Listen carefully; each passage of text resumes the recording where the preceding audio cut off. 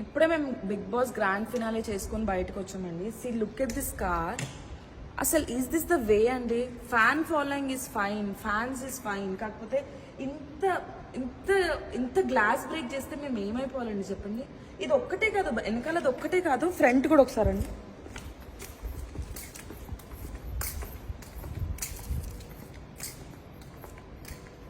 చూడండి.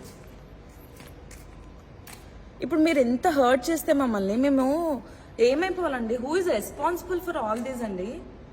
అంటే మీరు ఫ్యాన్స్ ఫైన్ అండి, మేము కష్టపడి దానికోసమే, ప్రతిరోజు మేము కష్టపడేది మాకు ఒక మంచి ఫ్యాన్ ఫాలోయింగ్ కావాలి, మాకు కూడా ఒక మంచి నేమ్ కావాలి ఇండస్ట్రీలో అని చెప్పి మేము కష్టపడతాం. కానీ ఇట్లా మీరు ఇంత గలీజ్గా మీరు మమ్మల్ని హర్ట్ చేస్తే మేము